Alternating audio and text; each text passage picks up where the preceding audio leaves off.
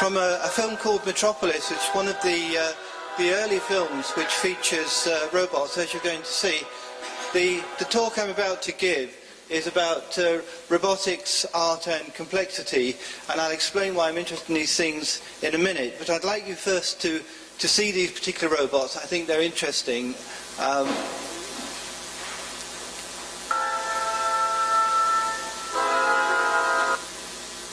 Sorry.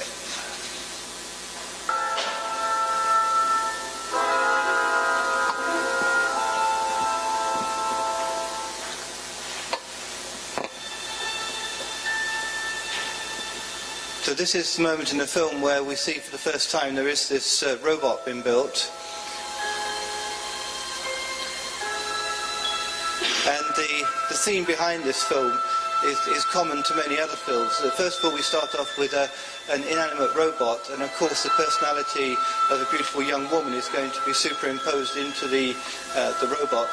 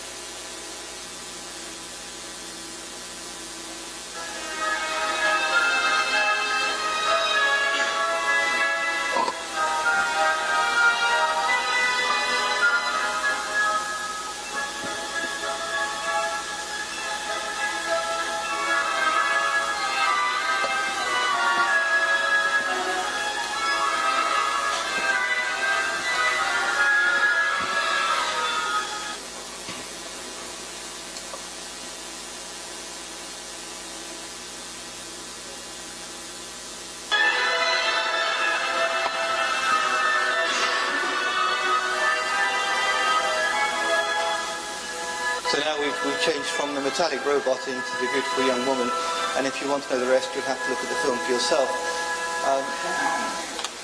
But I did want you to see that, even though we've got these slight technical problems. Okay, so somewhere we have this here.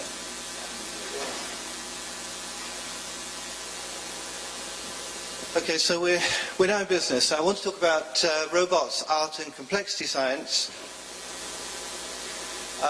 As you've already seen at this meeting, there's a strong relationship between complexity and art. We know that complexity can be beautiful, we know that art can be complex, and we know that art can generate and communicate complex ideas, as we've just seen. Okay, something I won't talk about today, but multi-agent robot systems are also very interesting from the point of view of complexity science. And we know that robots can be beautiful and robots interact with people in very interesting ways. However, what I want to talk about today is what robots and robotic art can actually contribute to complexity science, if anything. So first of all, one of the issues in robot art is actually defining what a robot is.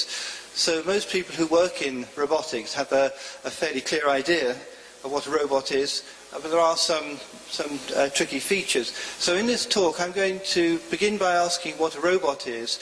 I'm going to hopefully let you have a look at some robot art if these movies work, and I'm going to discuss what I think robot art can contribute to complexity science, and hopefully give you a chance to give your view on that too. So typically people think that a robot's a machine which can sense its environment, which can process information, decide what to do next, and execute those decisions in some way.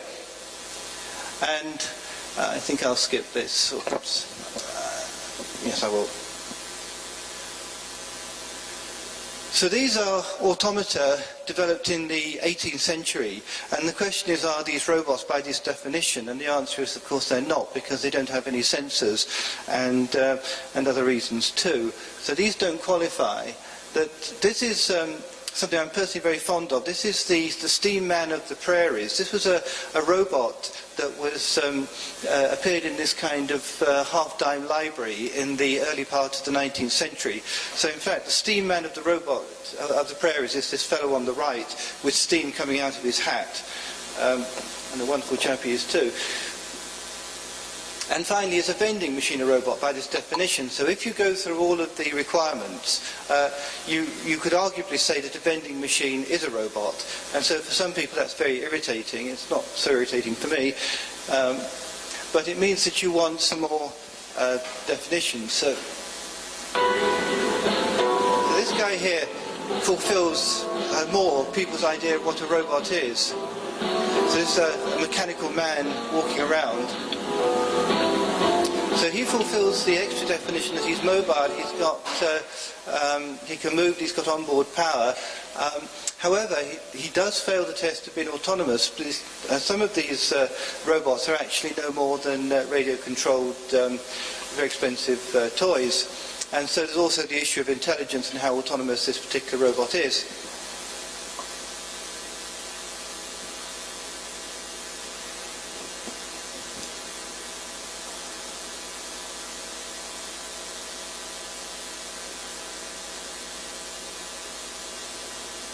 Okay.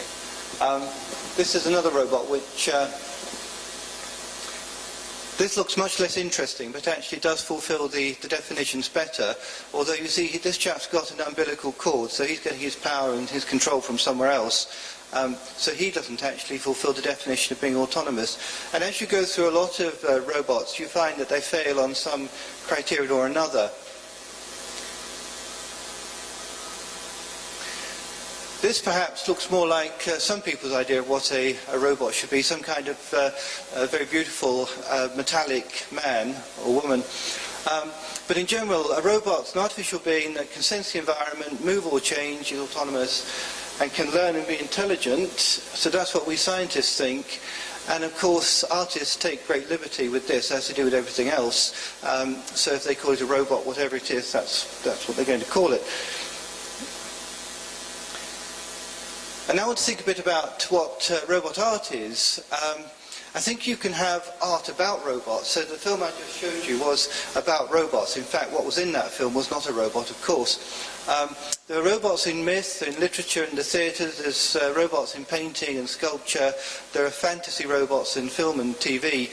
But actually much more interesting, or equally interesting, is art which actually implements robots for some artistic purpose in its own right.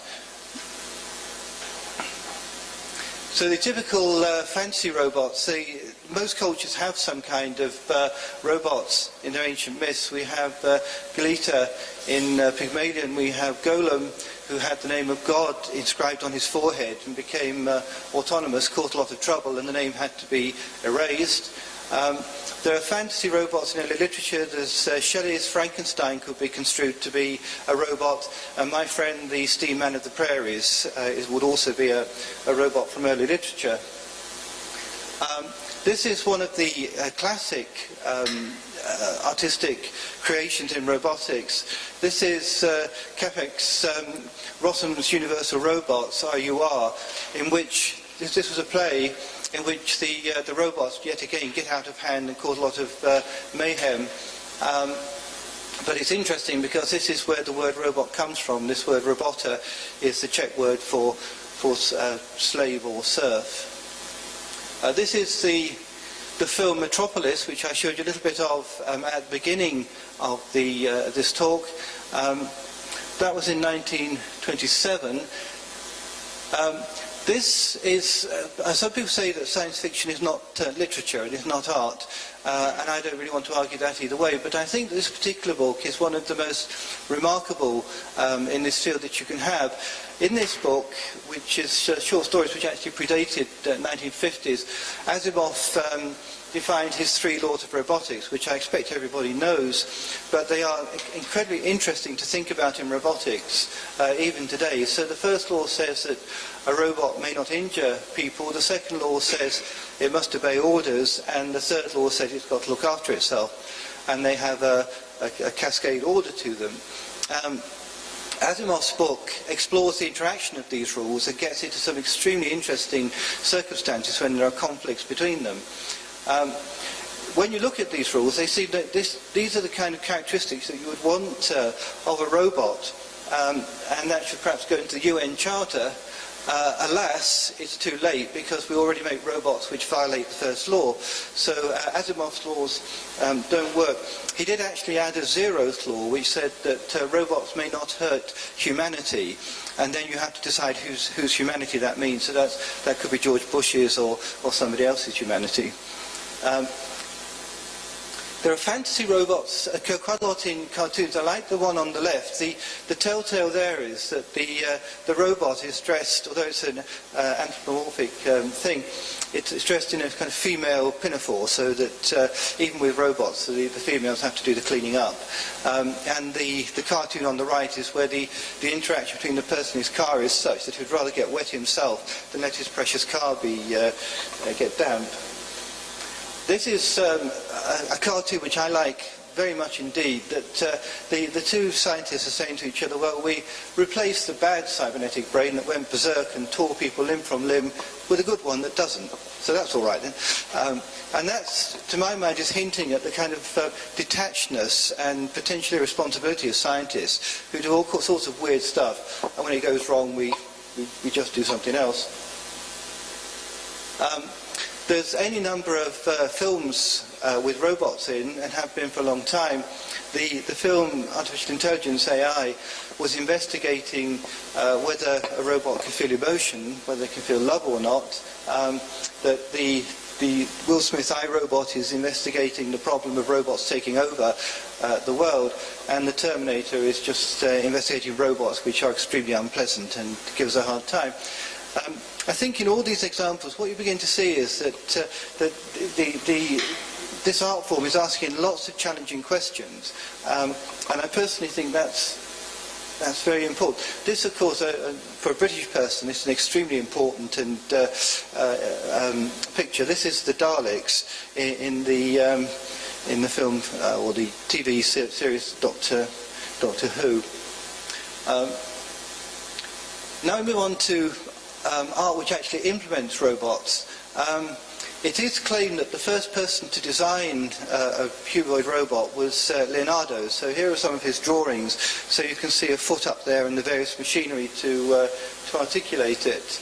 And Leonardo's robot was going to be dressed up as a knight, and I think was going to take part in some kind of pageant, probably for the Duke of Milan. Of course, Leonardo didn't have sensors in his robot, and he didn't have a lot of the other stuff that we want. There's really quite a strong history of robotic art. So even as far back as 1956, there was Schurfer's Sis and all these other robots I put up there, which I'll try to show you. So this is Sis. What this construction is, it actually had sensors on it, so that when these people huddled round it, these viewers, the robot would actually be aware of their presence and would react in some way. I don't think it reacted to the people as such, it just was sensing the presence and doing interesting kind of kinetic things. So it's kind of kinetic sculpture as opposed to a robotic sculpture. This is perhaps a much more interesting sculpture. This is supposed to be a humorous and politically charged piece which introduced some technical problems, remote control, free mobility and interaction with the public. This is in '64. And as it was guided through the streets, this robot, K456, is actually a reference to Mozart. It actually played through its mouth John Kennedy's inaugural address, and apparently it excreted beans, and no doubt that was very informative. There's an interesting here that again there's the issue of whether robots can take people's jobs and cause a lot of trouble. In this particular case, what the artist said is that there's absolutely no trouble with robots taking jobs because this particular robot needs 5 people to make it work for 10 minutes, so it's actually a job creation scheme. Ha-ha. And then what happened was, in 1982, there was a retrospective of this particular piece of artwork. And so again, the artist, in that particular case, staged an accident with a car where his robot was run over. So they had a car smash into the robot, and then it was put back into the museum. Another canonical piece of work is this thing called Squat, which appeared in 1966. This is a so-called cybernetic system which was wired to a plant, and so when you touch the plant, that those electrical signal was sent through to the robot, and then the robot would actually move itself and scrunch up and react to your presence. And so it would give this kind of undulating motion, and it also gave humming and chirping sounds. So let's see if we can make this one work.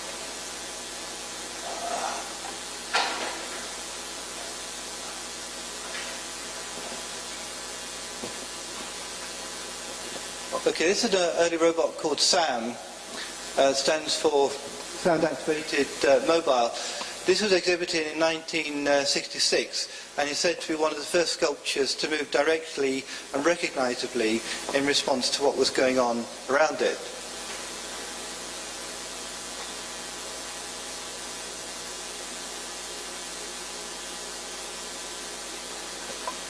This is a particularly famous robot. This is the sensor. This has microphones and detectors, as you can see.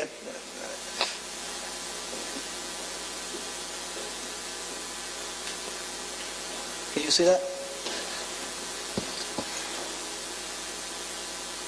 So the sensor robot is reacting to this woman who's making lots of sound and interacting with her.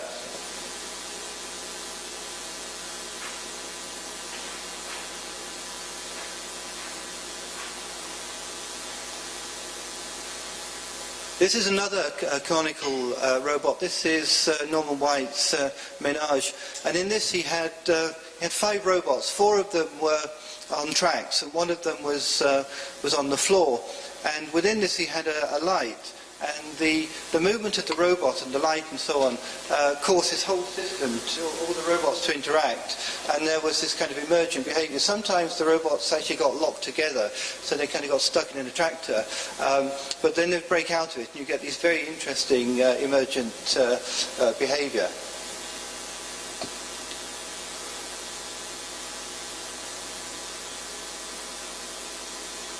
Okay, this is another robot by Norman White. This is called the Helpless Robot. This is a robot that if you approach it, it asks you to help it by pushing it round.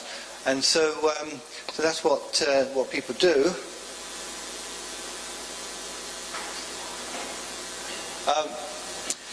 Well, then I can't go through all the history of robots because there's literally hundreds of them, and as you come up to date, there are even more of them.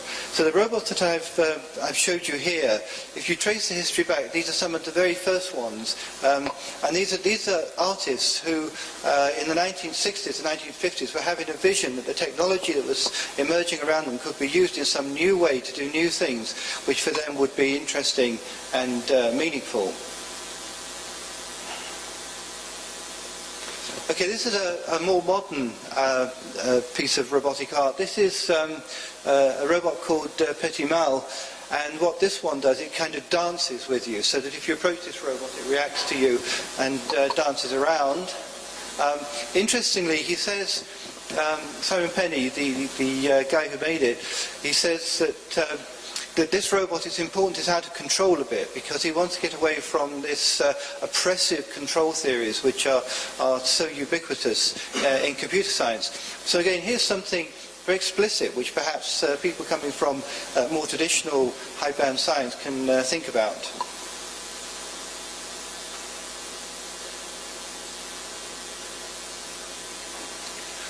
This is another robot by Simon Penney. This one is such that if you approach this kind of it's like a field gun, it waggles around, and this spiky thing it has, it shakes it at you in quite an alarming way.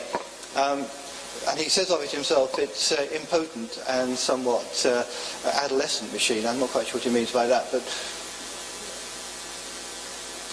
this brings us up to, it's actually I got out my newspaper earlier this week, and this is a piece of art It's actually called the Wee Man, and I think this project is funded by Brussels, because Brussels has a directive for getting rid of electrical and electronic waste and stuff, which of course coming from Brussels nobody could be interested in it.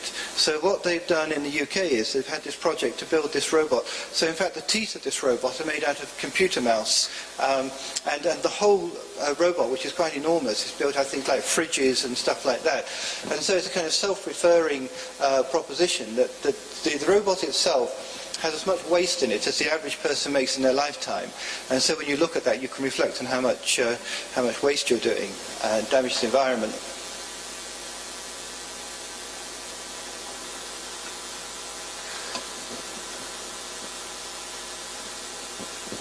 So apart from these robotic artworks as artifacts, there is theatrical and performance events which involve robots.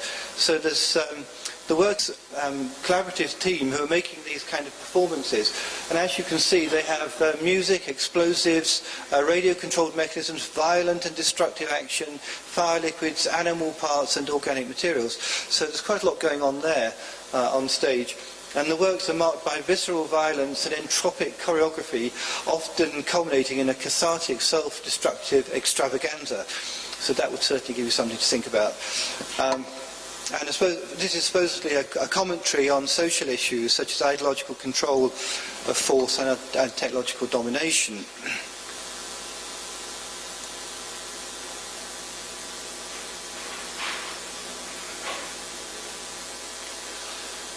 So this is a performance artist called Stellarcom. He uses his own body in his performances. So that's him in the centre of the picture, bound up in all sorts of stuff, looking at this robot in front of him.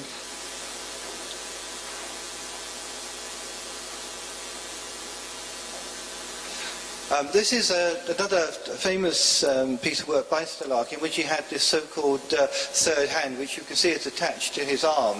And I think this particular hand is powered by sensor input from his torso. So that's how he's doing that and writing all this stuff.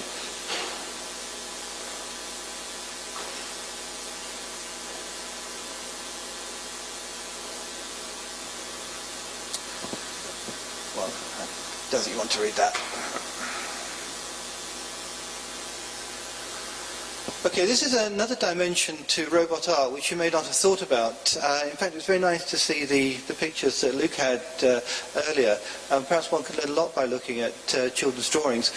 This particular thing is a drawing which was done by a 7-year-old boy that we had a terrifically good project at the Open University 4 or 5 years ago where we teamed up with BBC Television with the Blue Peter programme, which is very famous and, in my opinion, very important TV programme.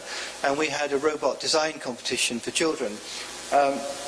So we challenged them to design a really useful robot, but we challenged them to tell us what it did and how it's going to do it. So there had to be some element of specification and analysis there. So you see we come from a rather traditional perspective.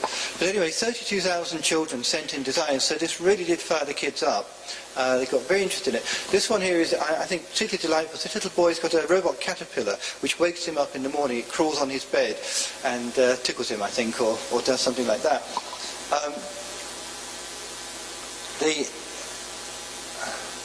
You could spend all day going through these things. But this is another one. This was a robo-mum. It's surprising how many robot mums we had to clear up after you and to cook your food and generally look after you. And we also had other things. We had a lot of robot pets. We had robot teachers who invariably had eyes in the back of their head so they could watch you when they were writing on the blackboard.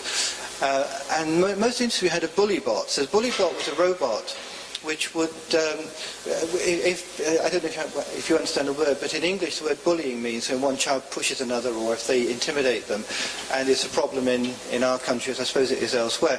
Anyway, the bully bot, when I first thought it, I thought that it would be giving some kind of physical protection, but in fact what the bully bot does, it takes the bully to one side and counsels the bully and says, you know, you really shouldn't do this and you should be nicer and so on. Of course the bully bot was designed by a girl. But having said that, half of these 32,000 drawings, almost half of them were done by girls, which I find very encouraging, and again resonating with the last talk. That I don't think there's anything about women's brains that stops them doing smart stuff.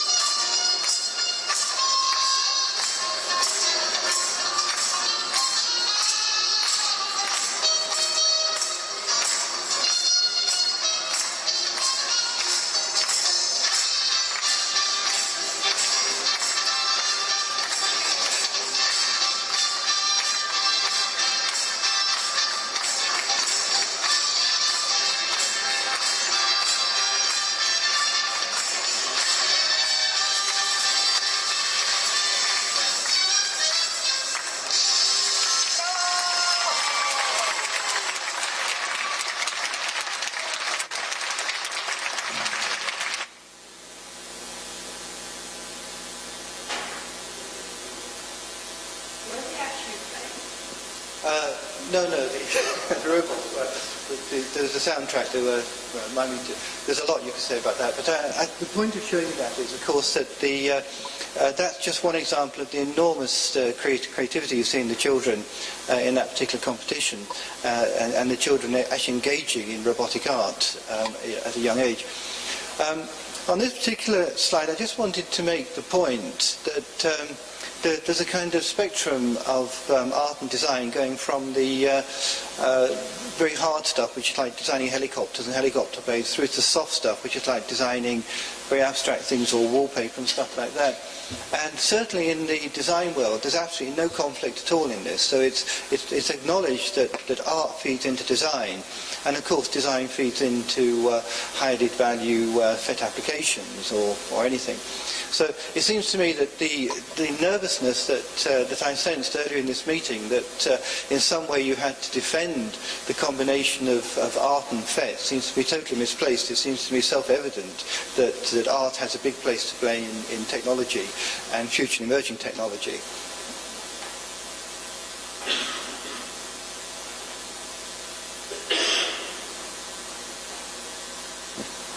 So I'm now trying to think what robot art can give to complexity science. So I'm now looking at what can come back into the more general science. Well, one obvious thing is that we get ideas and insights into particular systems that I think also artists who tend to be rather convergent people can take traditional scientists into paths of the space of possibilities that they would just never get to by themselves. So if you're a traditional scientist and you talk to somebody who's very convergent, it can be very frustrating, as I've intimated here. And so people coming from traditional science really mustn't have closed minds, because there is this problem, as Luke said, that some traditional scientists don't trust artists, they don't understand artists, they feel very threatened by artists, so that a picture like the Picasso picture, which cannot be resolved easily, is a threat in some way, rather than an opportunity. So you can tend to see that artists are wacky people, that they're frivolous, and so there's you a very serious-minded engineer, and you've got a budget, and you've got a schedule, and you've got all that other stuff, and then you've got these crazy people on your team who every time you think you're finished and you're just about to get the project over, some other wacky idea comes up and off you go again. This, I think, that's a parody of how some scientists think, but there is still a big gap between the arts and the sciences. And as was said before, it's not just that the scientists know everything about science and also know everything about art, but in fact scientists are, I include myself in this, are remarkably ignorant about many features of art. So we also have to go the other way to meet artists and to get this dialogue. Again, exactly like Luke Steels was showing us, that it has to evolve, not only one particular group's terms, but it has to be a collective kind of thing. But I do believe that this is a very powerful means of input into complexity science. I also think that art communicates in ways which we don't communicate with in normal science. And so I think it really is interesting to ask if there's new ways of representing complex systems. So those of us coming from traditional science, we think the only way to do it is mathematics, laced with a bit of natural language. But there may be other ways of doing it. So it's clear that we use images and stuff like that. And there may be other kinds of possibilities which we really should keep an open mind to.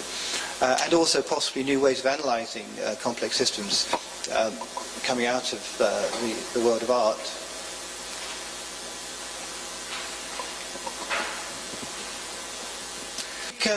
All of the artifacts I've shown you, if you came at them cold, you might think they're frivolous or just fun or whatever. But generally, behind a lot of these works of art, there's a lot of thinking goes on, that some point is being made.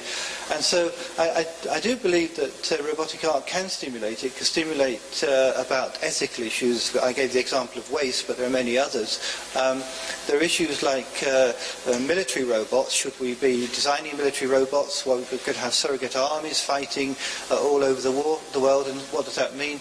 Issues of relationships with robots, robot partnerships, robots when we grow older and how they look after us, this kind of robot-human interaction. And I think that artists are already taking the lead on this in many, many projects, very important part of the teams. I think it's clear that robotic art will stimulate technical creativity. We've seen that already. And I think robotic art questions how we live with the technology that we're creating.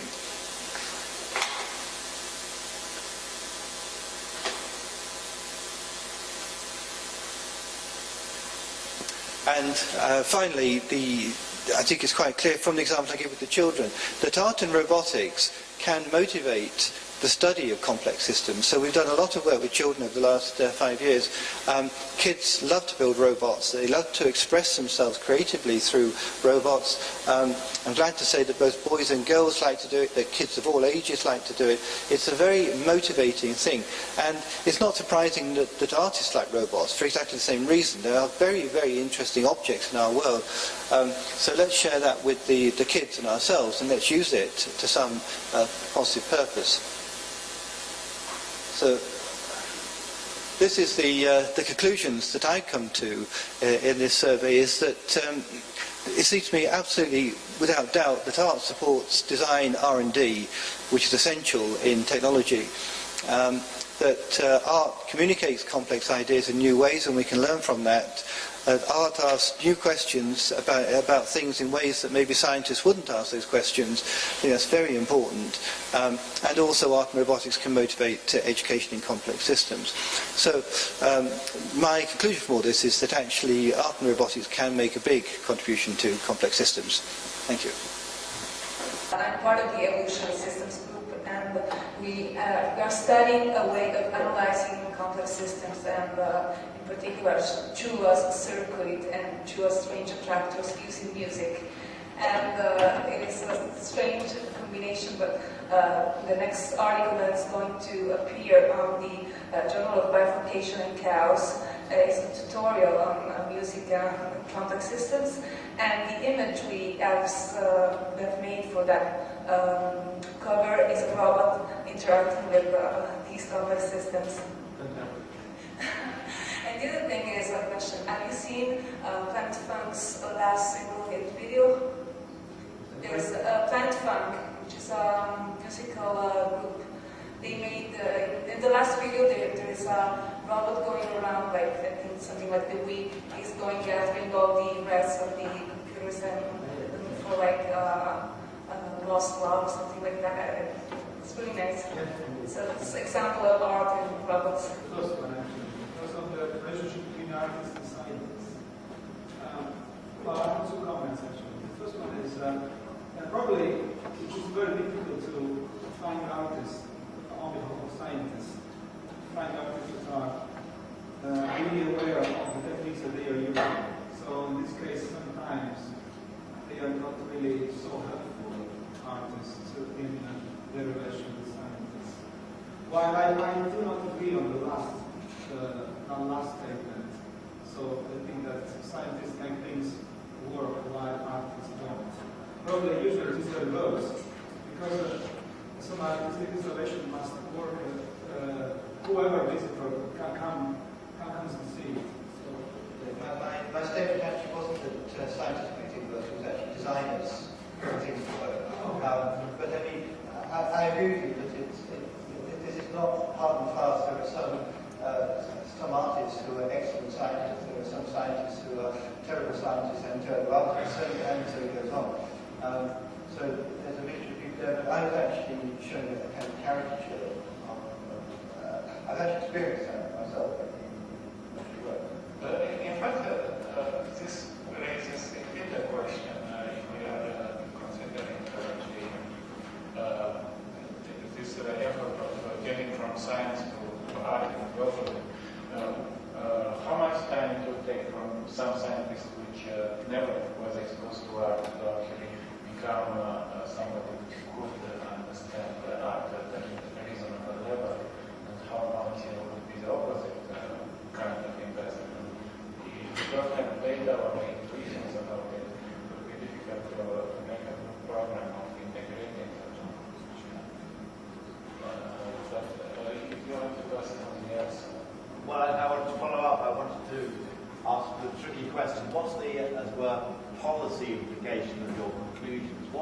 What if you were the Commission's project officer, would you actually do? If I run the world, well, from the Commission's point of view, I would certainly stop being nervous about having meetings like this, and I would encourage the interaction between the art community and the science community and technology community, that's for sure. But something that I would do, I think more on a sort of a national level, is that this business about robotics and art and so on, the equivalent of teaching science, that in UK schools, as we know, that teaching science is a big problem, and teaching mathematics is a big problem. Children are not motivated by mathematics, that most of them they turned off mathematics at a very early age. So if I was the Minister of Education, one of my priorities would be to get the robots and the art into the maths lessons and into the chemistry lessons and so on. So I certainly do that as a matter of course. I think also I would facilitate the interaction between communities. I've probably got lots of other things I haven't got time to think about.